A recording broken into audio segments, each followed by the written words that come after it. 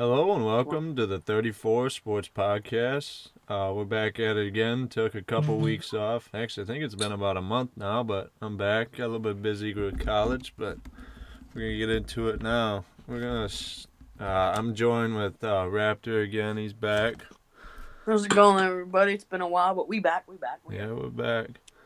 We're gonna start off today by talking about NFL free agency. They've just lost their mind. It seems like the last couple of days, especially. A team that everybody thought was dead, but I guess they never die. The New England Patriots have absolutely went off.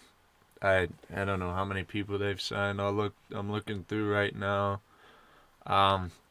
Before we get into the Patriots, I'm just gonna go down the line.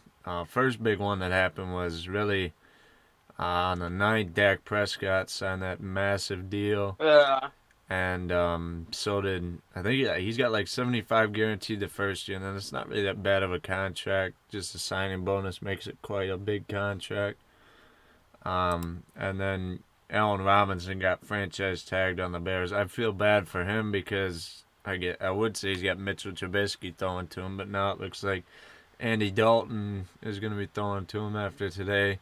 I don't know what the Bears are doing. They just keep signing backup quarterbacks, but I don't really know what to say there. That sounds like they need to rebuild the GM, the management, not the team per se, before they're going to get better. A lot of cuts because the salary cap has decreased. It's not good. People thought they were going to keep just going up and going up. Big thing I saw was that the Kansas City Chiefs cut 2 of their linemen, which was their big issue in the Super Bowl. Partially, there were other issues.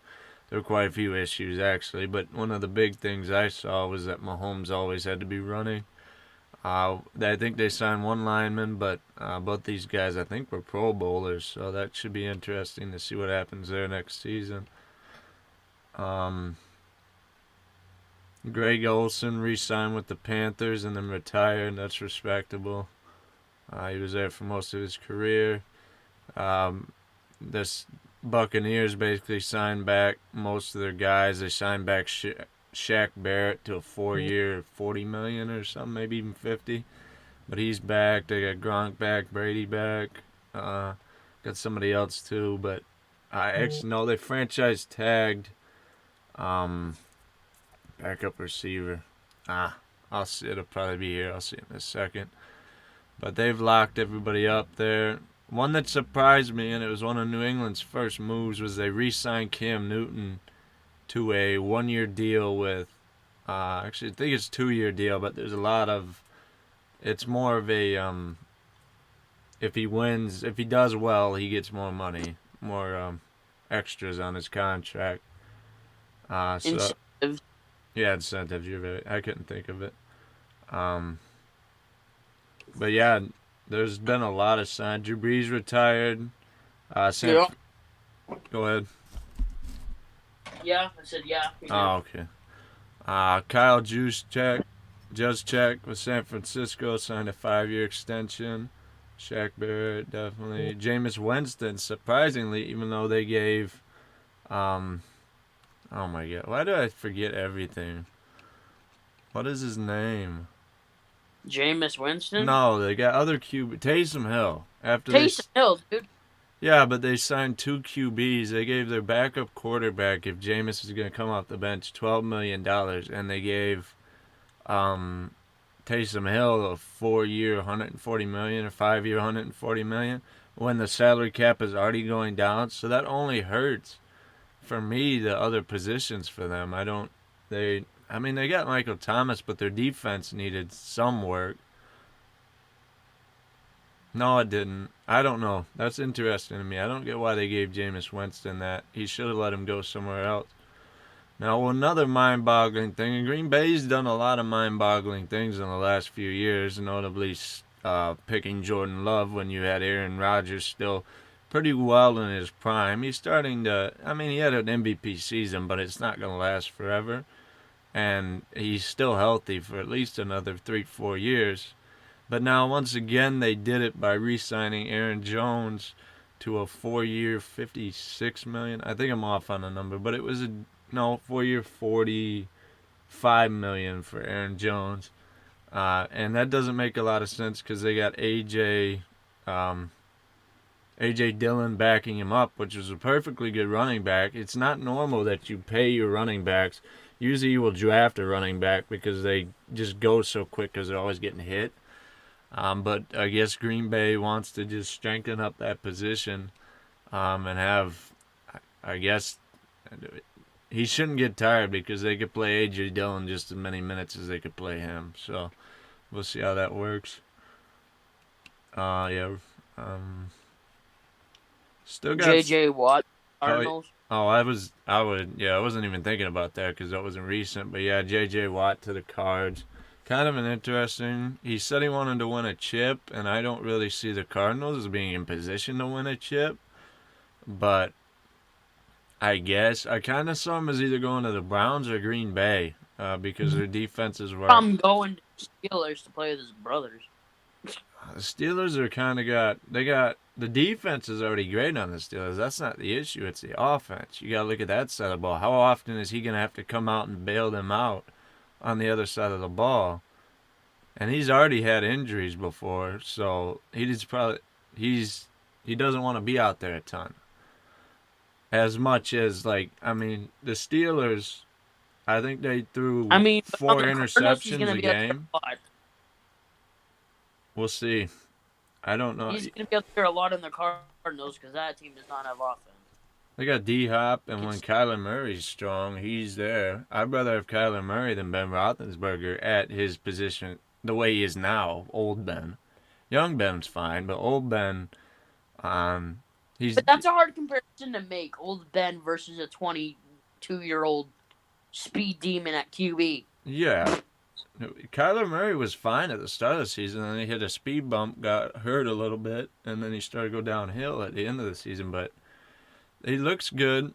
Now, it looks a little bit different with the Bears signing Andy Dalton, which means that Russell Wilson might not go to the Bears now, which I thought that Russell Wilson was going to go to the Bears and open that. You got the Rams to fight with Stafford, but that that division looks pretty up in the air right now, especially, even with Russell Wilson there, Seattle's defense is horrific. And they just lost Shaquille Griffin today to the Panthers, if I'm not mistaken, which the Panthers have one going off in free agency as well.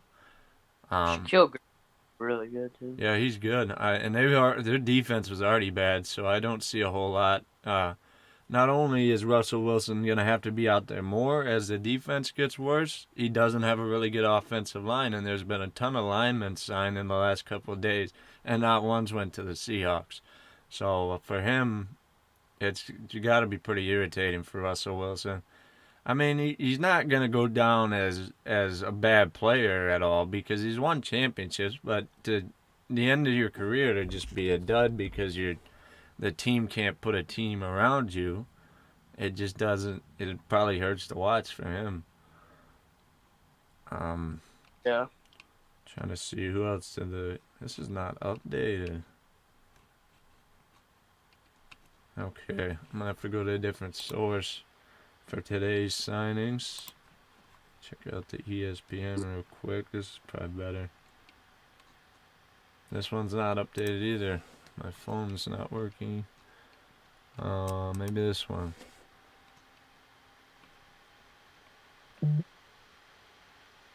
Okay, that's new.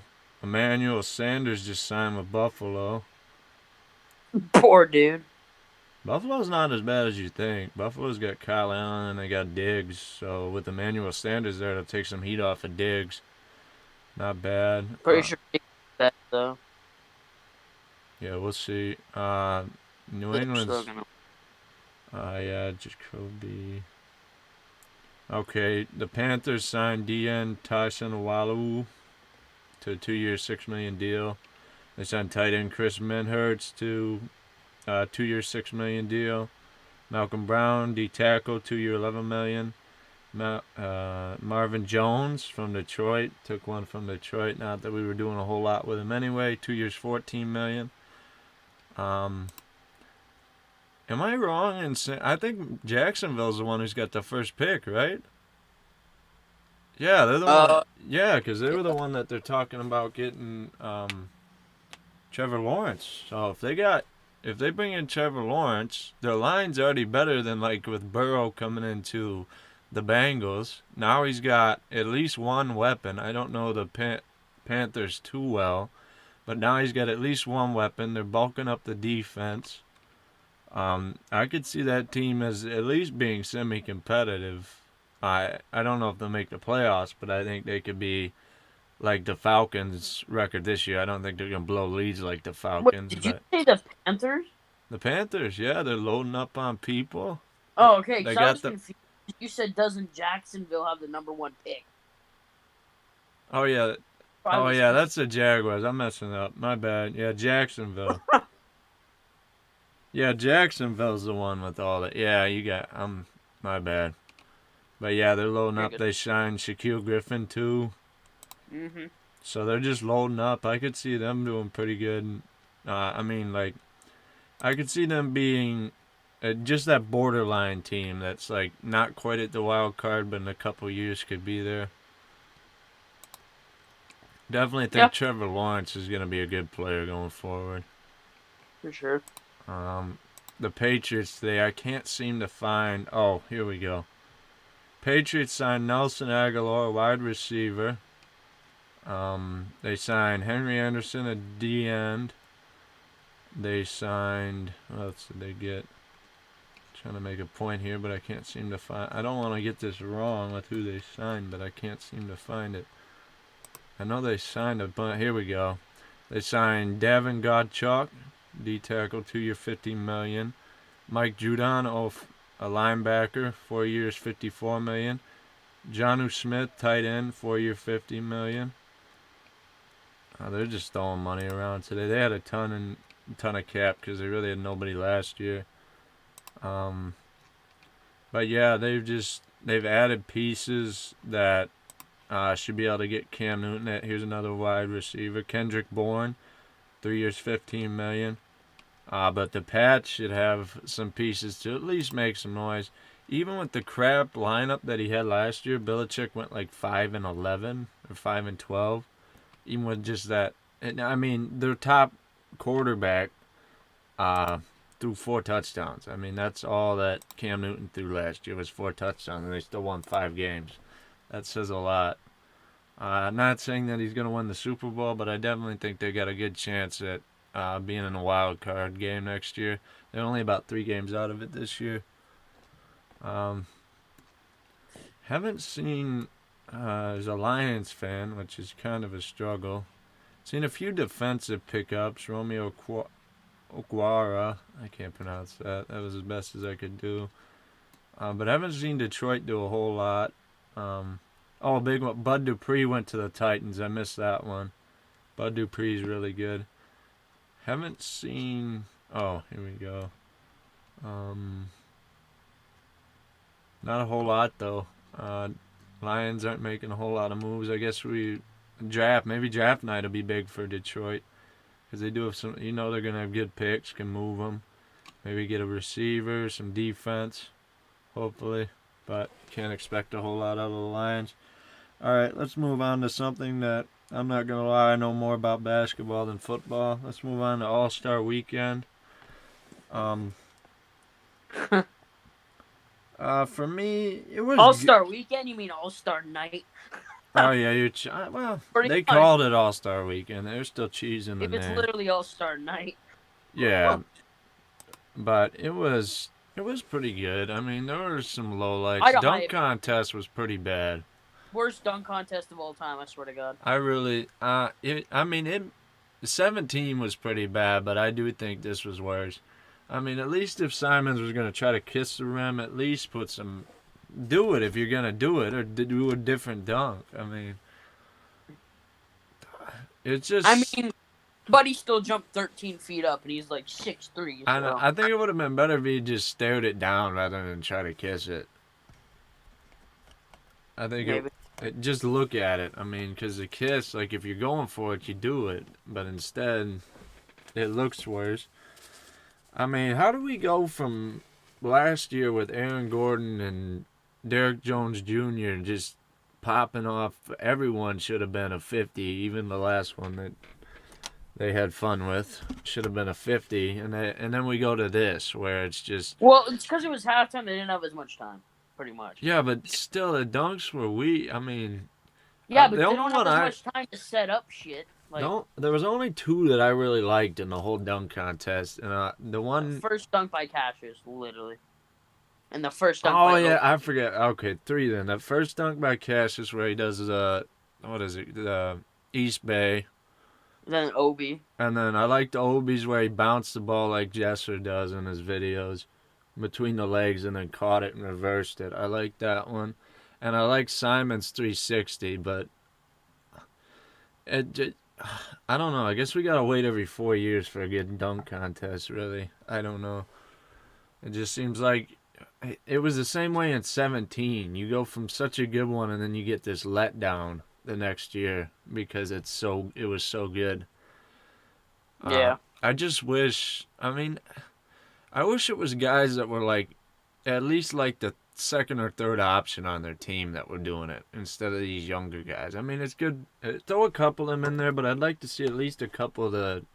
At least guys that can make the actual All-Star game try to do it. Like, see if DeMar DeRozan wants to do it again. I mean, he didn't even get picked to be an All-Star, but, like, I know he could throw some dunks down at least back. And I know I've seen, he had that one on Boucher, I think, last year that was pretty dirty.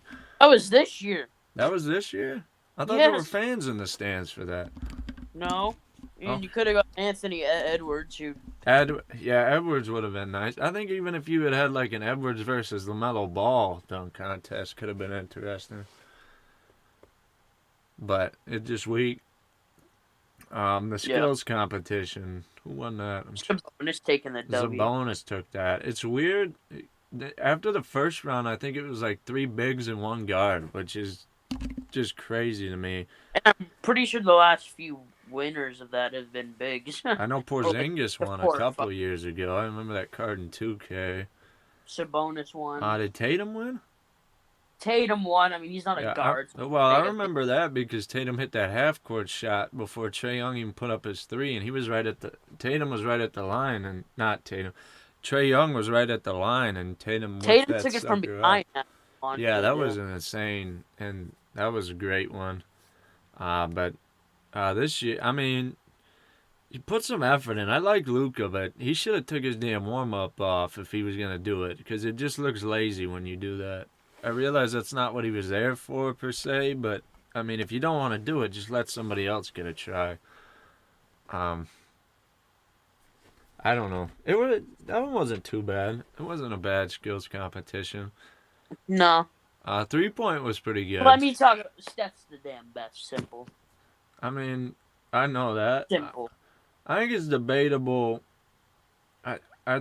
For me, I like Steph a lot, but Clay's right there with him. I like Clay myself more just because of the defensive side of the ball. No, I think Steph's better. I don't think Clay would have done that. Steph's better at the 3-point contest because Clay's used to catching and shooting. But Clay can still spark it up. But Clay's better at catching and shooting when he's got to do that movement, catching it pulling up from the side. He's not as good. But he still gets 25, 27, 29 points in there. But Curry's good. Then I don't know about the 4-pointer. I think that's kind of cheese. I think they should take that away. I mean, I realize they had the big Mountain Dew ad on it, but I don't like that as much because as a guy, I guess it's to see who's the best, but I feel like that cuts out some of the guys that just focus on being right at the line and shooting. But I guess at the same time, I mean, me and my dad were talking about this the other night. The game is trending towards 30-footers, literally. Well, yeah. I mean, you saw the All-Star game got finished. Yeah. Lillard took it from half court with the same, because I think it's going to get to that point. I mean, I don't think they're going to do this, but my dad had the idea, and he heard something about it, that they're thinking about a 4-point line, because you got guys like Steph and Lillard pulling from half like it's the line. I would have the 4-point line if they were going to bring it in from the hash to that logo, to the half court logo, about where the letters start on most logos. Maybe it's like you got these guys shooting from half court like it's the line. Like it's just like it's getting to that point. Yeah. I don't. They'd have to experiment with it in like the G League in different spots just to see how much it really screws up the score. Whether it would just be detrimental to the score. If people would take fours. Yeah, I just mean because if you get a 4 at the end of the game, it makes it like if somebody goes and hits a 4 and there's still 20 seconds left, it's a lot less of a game than it used to be at that point. Because you can hit a 3, but to hit a 4, there's only going to be, I guess it goes back and forth, because there's only going to be probably maybe 2 to 4% of the league that can hit it at one of those shots. The only ones I can really think right now that could even hit that, Steph, Dame, Trae Young, and Luka, literally. PG can hit it, because I remember back in the day, he waved a guy off and then hit it from the logo. Yeah. And then Luka already been hitting half shots per game. LaMelo, I bet, could hit from there if he just... Oh, yeah. LaMelo, too. Yeah, well, no, he hit the half courts in high school. Yeah, that was stupid. So, like, there's a few that are, like, that I feel like it would make sense to add it, but at the same time, I don't know if it's going to happen. But it's just the way the game's trending. It's, like, not a lot of guys shoot it from the line now. It really... Might be good to, like, throw it in an all-star game or something. Then they could throw an ad on it like they like to. Yeah. I'm not sure. I don't know. It's just, to me, it's like it's trending that way, so why don't they just do it? But yeah, I don't know. Well, that's a big change, though, when it happens. I mean, the same thing. There's big points in the league when a lot changed, and it changed the way the whole league plays. It was first back after George Mikan retired when they put the box in and put 3 seconds in the paint. And then you had the three-point line that came in, I think, 70s, maybe late 60s. No, it would have had to have been the early 70s because most of West's career, he was shooting 2s from deep. And then the three-point line, and then most people don't think about it, but hand-checking, when they took away hand-checking, that really helped a lot of guys because they could dribble more. If they didn't have hand-checking out, guys like Allen Iverson and Kyrie wouldn't have as good of a time because you could smack the hands a little bit. I don't know. I kind of like that physicality, but at the same time, there's goods and bads to it. But now, I think the last thing you've seen that's changed the league is whether, and it's the Warriors' fault. It was Zaza's fault for going under Kawhi's foot, but it's gotten out of control. The amount of people that will pump fake into people and draw fouls, it's just too much. For me, I could say this season I've probably watched 6 games. Because most of them, I mean, even like the Nets with Harden and Kyrie, it's just not that enjoyable because the refs just have too much in it. And the refs have also been throwing guys out this year. They threw D-Book out at least twice. They've thrown Mitchell out. And they seem like they have more and more control over the game. And it's just less and less reliant on defense and more on the calls. I don't know how they can fix that, but I think it is getting out of control. I don't know. What do you think? Get new refs. I don't think it's a matter of the refs.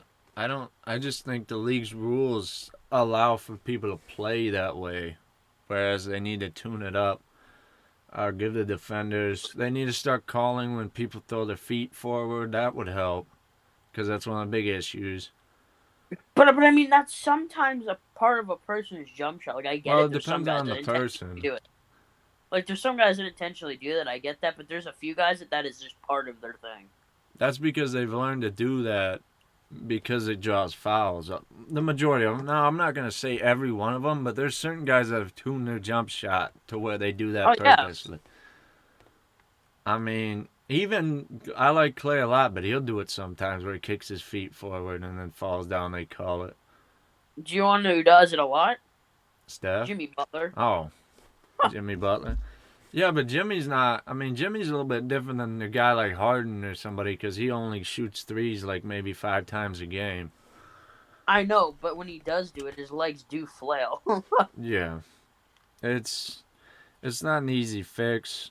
Um, I don't know what they're gonna do, but I will say the game is slightly getting less and less enjoyable in ways. It just slows down the game when you get foul shots, and it just I don't know. That's what I'm ready for March Madness because it's college ball is a little more physical. That's what I like. That's how I used to play. So that's what I'm ready for. Now that we've rambled on, we didn't even talk about the All-Star game. Do we really have to? I mean, it was pretty much a wash. Giannis is the best. We knew it was gonna be 16 for 16. Why can't he hit 2 for 2 on threes in a normal game? Now that's my question. People are actually playing defense. That's true. They dare at the same. Yeah, I was gonna say they dare him to shoot the three. He should still be able to knock it down when they dare him. No, but like I mean, I think it's also because it was way more relaxed. That's true. I mean, there were people saying Dame should have got the MVP, but Dame didn't shoot perfect, so I don't get it right in giving Giannis 40 points on that perfect field goal percentage. Yeah, Giannis is a monster. I think he's. I mean, we're not going to talk about MVP today, but he's edging his way back in the conversation. Anybody who says LeBron's the MVP right now is an idiot because you've at least got Embiid and Jokic over him at the moment. I don't know if you can have the sideline Embiid as an MVP.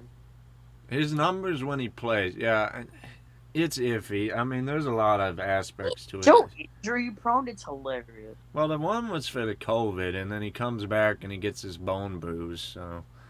And then hyperextends his leg.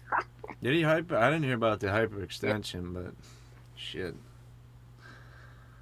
I don't know.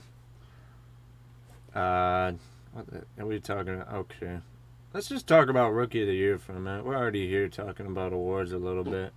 LaMelo's been popping off. The only one that's making a run at him at all is Edwards, and Edwards goes back and forth. LaMelo's been consistent. LaMelo's been near triple doubles multiple times. He's had a cup, at least one, maybe two, and he's been there. At least 70% from Trey ball land like every game too. Yeah, he's on target. He's what Lonzo should have been. But I knew LaMelo was going to be the best, even watching him in high school. It helped when he got his height. But yeah, people dare him to shoot it in the NBA, and it's just like... Yeah, that was just stupid. I mean, I don't get why... Them guys should have been watching Ball is Life or something, because you should have seen him coming up for years. Oh, yeah. Did you see the play against... I don't remember who it was against. But when he was off balance, so he spun and took a dribble. Yeah. He's already doing elite moves. His court awareness is very good. He knows he has sense to do a spin to avoid a jump and then take one dribble and then just smack that I think people are missing one of the bigger things. This year with him coming in to Charlotte, he's made at least two players have a resurgence in their career. The one is Miles Bridges. I don't even know if you could call it a resurgence with Miles Bridges because he never really had anything going before. But the duo between him and LaMelo is almost to the point where I would say start him, but you got Gordon Hayward, so you're not going to do that in P.J. Washington. So he's dishing that stuff to Bridges up. Yeah, I mean, it hasn't been so much lately because he's starting and Bridges is on the bench, but they had some nice lobs going about every game at the start of the season. Just really elite. And another guy who he's had a resurgence in his career is Biyombo. I haven't seen him play anywhere near decent since he left Toronto. And LaMelo's been hitting him with these just dying. I mean, he can't screw it up. Half the ones that he hands it to him. Because he's just wide open at that point. He's made him look at least usable, whereas last couple of years I've wondered when he's going to get X'd and just out of the league. But he's got at least a couple more years on Charlotte now. We'll see. But yeah, we're going to move on to the trade deadline. A lot of names up this year. Just a lot of names. I don't know if it seems like every year now that just free agency and everything just seems getting crazier and crazier. I guess it's just because people aren't happy where they're at most of the time now. No, but it's not a matter. I mean, some of it's a matter of not having loyalty, but others is just warranted. Um, right now, I was kind of happy with the Spurs buying out LaMarcus Aldridge. Um, I mean, there's multiple teams that could use him. I mean, your Raptors could use a big. I don't know if you'd exactly want Aldridge. He is 35, but he needs. I don't want Aldridge. Yeah. Please. He's got places that, if they're ready to take the next step, I mean, the Celtics are looking pretty. I mean, they're in the 5th seed, but they've been all the way down to 9. They're needing a big. I don't know. They've got a. I mean, if he gets bought out, they'll probably definitely sign him, or he goes to Brooklyn. Who knows? I don't know. Brooklyn seems to want to sign everybody right now, but Celtics definitely need a big one way or another. They messed it up at the start of the season by not wanting to trade Hayward for just Miles Turner. They could have got Miles Turner, but they got greedy and wanted Oladipo, and that fell through. So look for the Celtics to get a big somewhere. Possibility I'm seeing here is Harrison Barnes. I don't know about that one. Ever since he left the Warriors, I haven't seen a whole lot of him. More just scoring. They want Detroit's Jeremy Grant too, but I don't see that happening. They'd have to really throw a lot of picks at us, I think, for us to give them Jeremy Grant. He's kind of just our solid role player while we're rebuilding. Solid starter while we're rebuilding. I was a role player. He's 39. Yeah, that was a misstep by me, but I like him. He's done well for us, and he's shown that he can take it to the next level. Nothing that he would have ever done in Denver. Now, big thing. I'll let you comment on this first. What do you think about Kyle Lowry right now?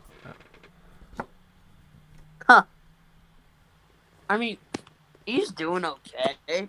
I mean, he's getting tossed out the games. I don't know why. Yeah, that's again back on the refs being weak right now, but they won't. I don't know. I just feel like, I mean, I don't know how I feel about him. Because, I mean, like, he's playing good, like he's trying his best. It's not like he's not trying.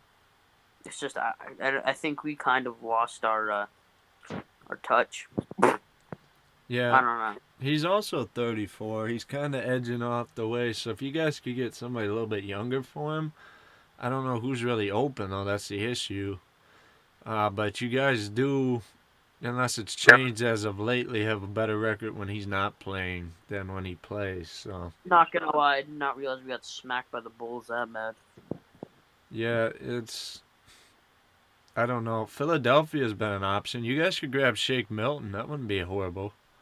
And then you got Powell at 32. They let Powell have. Oh yeah, Powell. Yeah. I mean, if you get Shake Milton, you could have a 6. If you get like Shake Milton or somebody from Philly, I think like a Milton Thibault trade be pretty good. Then you have, I mean, you got Terrence Davis, but he can move to the 3.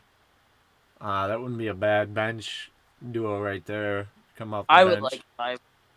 Thibault is good. Shake Milton would be a good 6 man for you guys. Give you the offense, and he's not a bad defender either. He's not getting a lot of looks there in Philly. What, then start Van Vliet? Huh? The point guard? And start Van Vliet at the point guard, is that what you're saying? Yeah. Starting? Van Vliet, and then you keep Powell in there since you've been playing so well. Yeah. And you got, I mean, Siakam's turned it around. I'm not looking at him anymore. He's figured it out. You're going to have to just deal with Baines. I don't know what to tell you there. Maybe, I mean, I think next year you should definitely have Boucher in the starting lineup. It should have happened this year, but you need to probably sign him. I would flip him because Baines is a hell of a backup big, and you're using him as a starter. Mm-hmm. But Nick Nurse has got to figure it out. I mean, I think you're still in the playoffs as of right now. No, 11 seed. Yeah, you got a little work. Lost 5 in a row. That's not promising, but still within distance. 10 games back. 8th seed is only 8 games back, so there's a lot of time left. Still just starting the second half of the season. It's weird, but I really don't even. It's weird. Like, it's hard to really care because like we had our championship year, so I'm okay with being shitty for a few. Honestly, It's hard to bottom out. I don't. You gotta watch that though, because that's what happened in Detroit, and then look at what happened to us for years and years and years. yeah, I feel like we could turn it around a little bit better though with Nick Yeah, I Nurse. mean, I would. If I were you, I'd want to at least keep it 7th, 8th seed until you could bring somebody in, because you don't want to get used to losing. It No, doesn't. I'm I not think you saying got. like bottom of the league. I'm saying like a few games under 500 for the next few years. Okay, I yeah, don't that's care. yeah. That's fine. We had our years. Like our last few have been 20 plus years above 500. I mean, you guys could bottom out this year maybe once and grab somebody in the draft, and then go back up with somebody decent. Yeah, I mean, like I said, I'm okay with being under 500 for a couple of years. Well, I mean, if you're at 11, I think the last couple of first picks have been close to the 11th seed. I don't like thinking about that because Detroit at 15 sucks, and I kind of want them to have the 1 seed. But the draft lotteries, I say it's rigged to an extent, but it doesn't seem to go Detroit's way ever. So I can't expect a lot. But yeah, I don't see the 8th seed as solid at this point in the East anyway, because the Hawks have been iffy. They've won 5 in a row, but eventually the bottom's gonna fall out of that. And the Bulls, I mean, I don't know about the Bulls. I don't even know how they're in the 10th seed, if I'm gonna be honest. But yeah, let's get back to the trade rumors. Clippers need a point guard. There's a few possible ways they could go with this. You got Terry Rozier, who's had to take a backseat to LaMelo now, but was playing at a starter level. He actually had better numbers than Kemba, who they got rid of for Rozier, and everybody thought they were stupid. But if you look at Kemba on the Celtics right now, I think the Celtics look pretty stupid, if you ask me, because Kemba's only had like 3 or 4 games with 20 points this season. He's not been playing as good as he should for his contract. You also got Rubio in the Timberwolves. Good point guard. He's going to facilitate. You can definitely have scoring out of PG and Kawhi and guys like that, Ibaka. And you got George Hill in OKC. I assume OKC would part with anybody for a few draft picks, it seems like. But then again, the Clippers don't have any draft picks, so yeah, that's not going to work. I mean, how many more draft picks can you give the Thunder before they just have all your picks? But seriously, I think the best shot they've got there is probably Rubio. I wouldn't be surprised to see Rubio go there. Lou Will said he'd retire if you trade him. Probably your best bet would be trading Patrick Beverley and even swap for Rubio. So we'll see. No, Houston's looking like they could just be throwing everybody off that's not a young person on their team. Like anybody who's 5 or more in the league. Like Oladipo, he rejected a 2-year, $45 million extension with them. I don't have a lot for Oladipo because he's inconsistent at times. Sometimes he looks so good, and other times he just doesn't look like he wants to play. Kind of moody. Maybe that's just his personality, but for me, that's not somebody I'd want on my team consistently.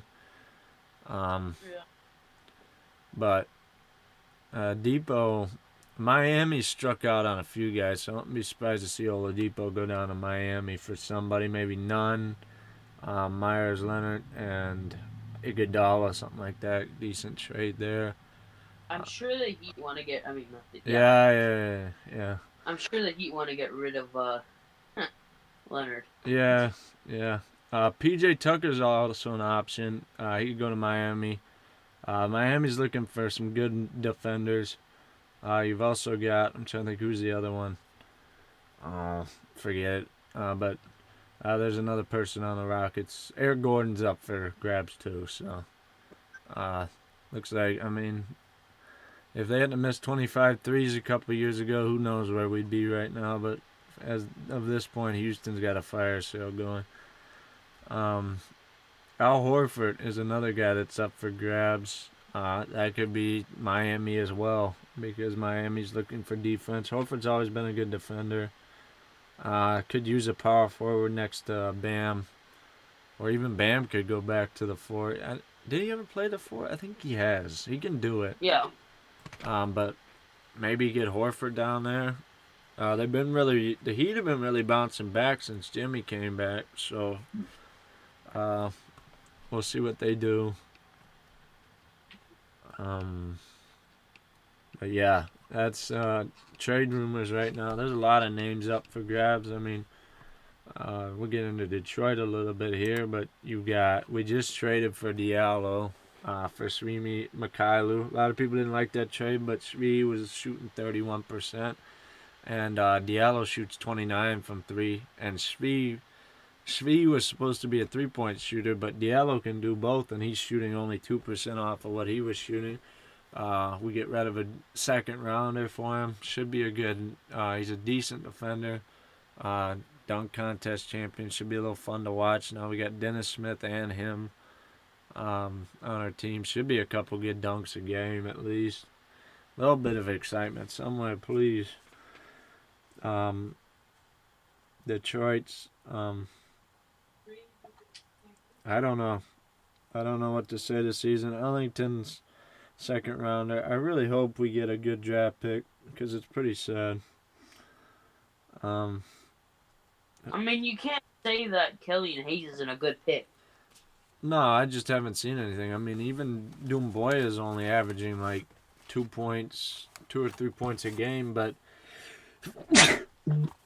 he's had some issues with his health. So if he gets that turned around, him and Hayes should be able to play pretty well together. And I've seen some video today of Hayes and Isaiah Stewart, which is my favorite rookie at this point.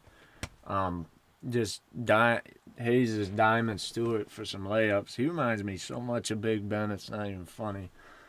He just gets the rebounds and he can dunk the ball. Just gives you the effort. I like where Troy Weaver's taking the team. Don't know how it's going to end up in the long term, but he's been better than most of the GMs we've had for my entire lifetime. So, I mean, Joe Dumars did win us a championship, but what I saw of him was pretty bad picks. I mean, he drafted Rodney Stuckey, for God's sakes. And, I mean, drafted Jarabko. There's a lot of bad picks. Detroit's not had any luck. None of the Detroit's teams have. I mean, Tigers had their little stint there in 2012. Detroit had the stint till about 2008, but since then it's been damn quiet in Detroit. Not a whole lot to watch, and I'm hoping they can turn it around. Unless you've got anything, I think that's going to be it for this week. Anything? I mean, that's pretty much it. I mean, there's not a lot of stuff going on, but, like, there's just a lot of, like, behind-the-scenes type stuff. Yeah, a lot of trades. Coming, not so many so far. I mean, Detroit's the only one to pull the trigger, but we'll have to see how it turns out. But yeah, I'm going to try to get back at this every week. I got a little bit slack in there for a while, but got a pack opening probably coming Friday maybe. I think Friday should be good. And but until next time, thank you for watching. Please like, comment, and subscribe. And we'll see you next week.